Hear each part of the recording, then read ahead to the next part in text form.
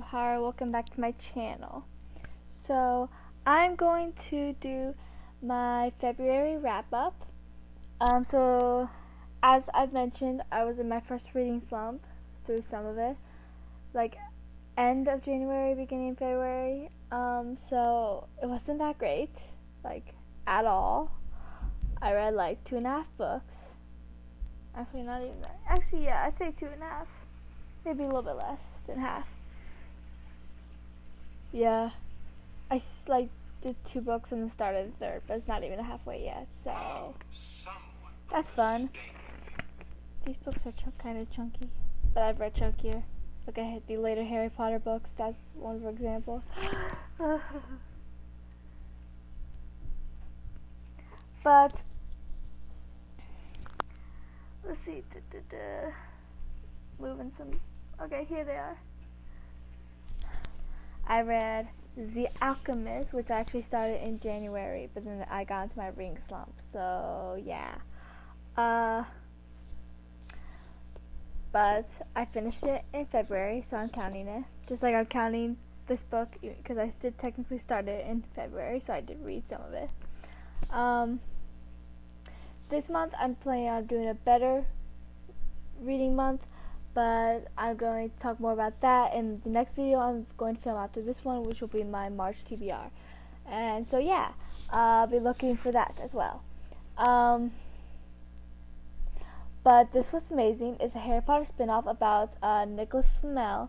And I think a lot of Harry Potter fans don't know it exists, or if they hear about it, don't realize the connection because it's by a different author. Excuse me.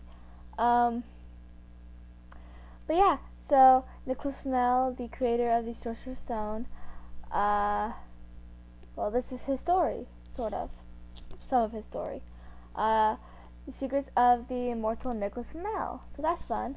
But I rated it, 5 out of 5 stars, I think? Maybe 4. I don't know, I've checked Goodreads.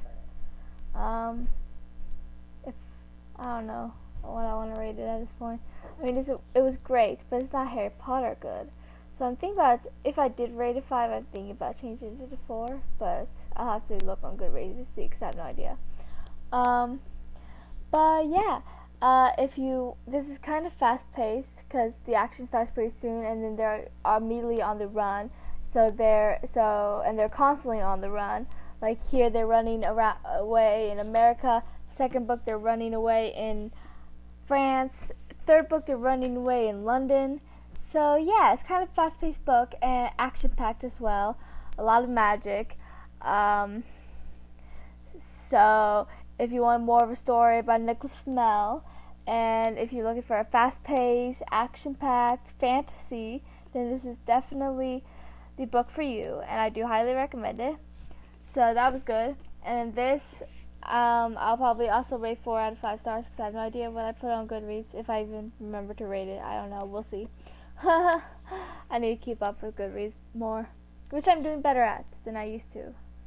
I don't know. I'm still kind of new to Goodreads, so. But this was even better than the first one. You get introduced to 2 characters that I really loved.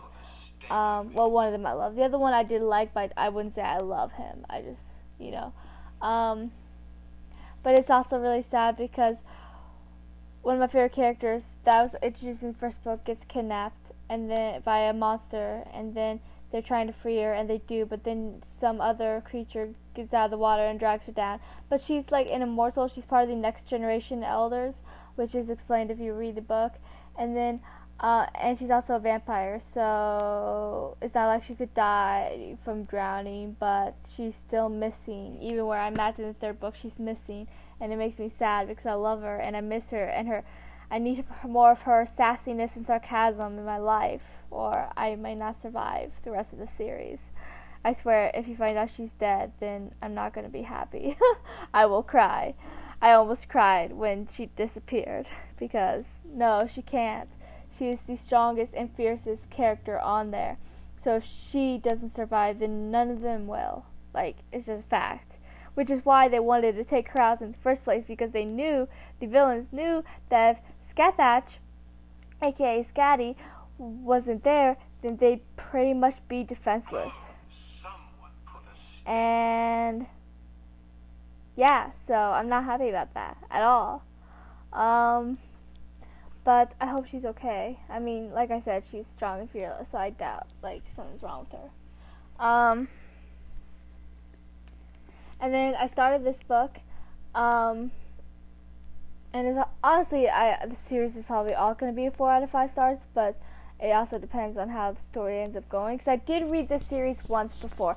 That was years ago when I was like, I want to say 15 or 16. I might be wrong, but I know I was a teenager. I know that much.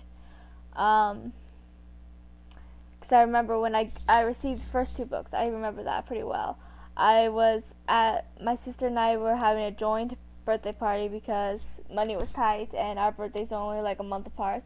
So we did a joint birthday party at a bowling alley, and one of my friends that I invited knew my love of reading, knew my love of Harry Potter, knew my love of fantasy books and of magic, and she gave me her 2 copies of the first and second book of the series because she never read them and she didn't think she ever would, so she gave them to me. And I liked them, so I bought the rest and I read them.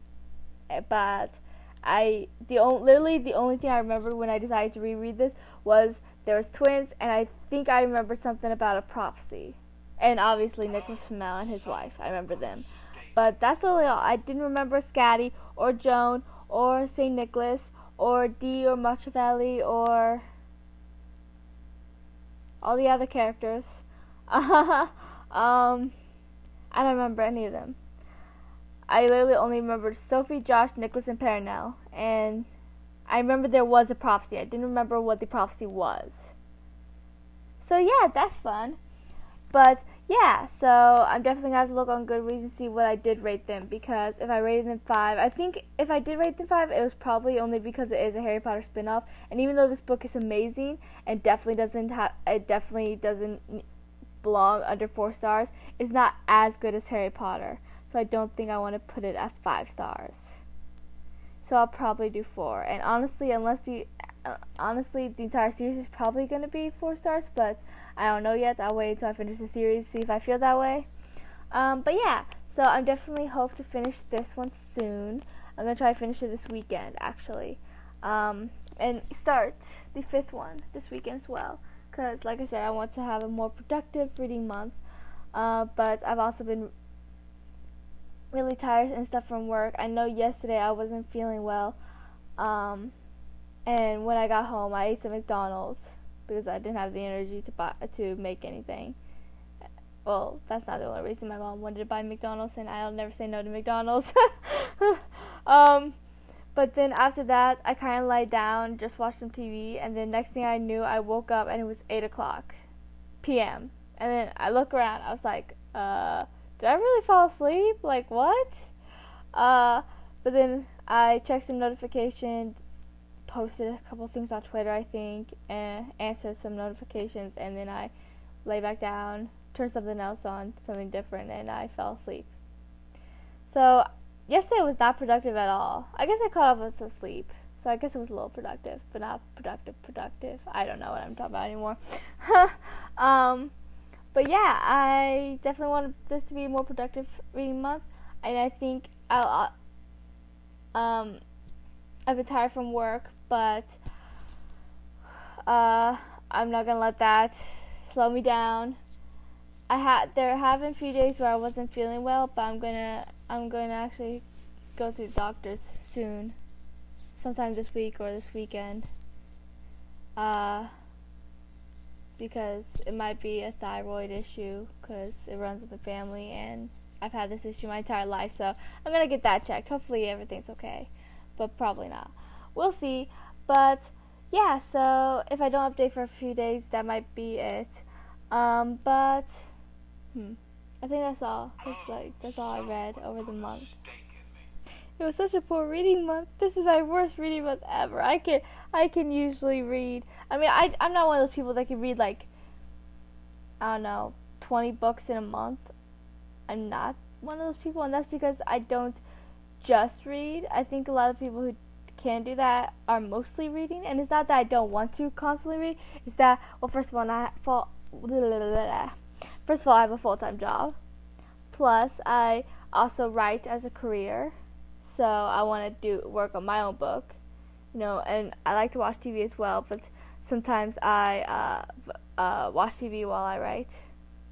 But I need to do that less, because when I watch TV and write, I don't end up getting much writing done. I get more writing done when I turn on music, so I should really start doing that more. And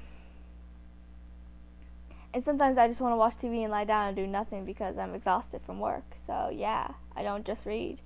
But I still usually get more done than 2 books and the beginning of a 3rd. Like, I could do so much better than that. But in my defense, I was in that reading slump, and there was a good week there where I wasn't feeling well, and I was exhausted and tired from work. And I'm starting to feel like crap now, so that's fun.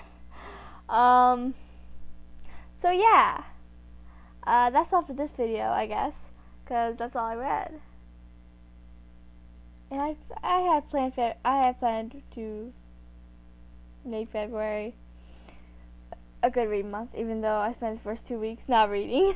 I still planned for the last 2 weeks to be good. I wanted to finish the series, but that did not happen. But I am gonna make it happen this month. I'm gonna finish the series I am on, plus read 2 other books. So yay! I think I have a bug bite.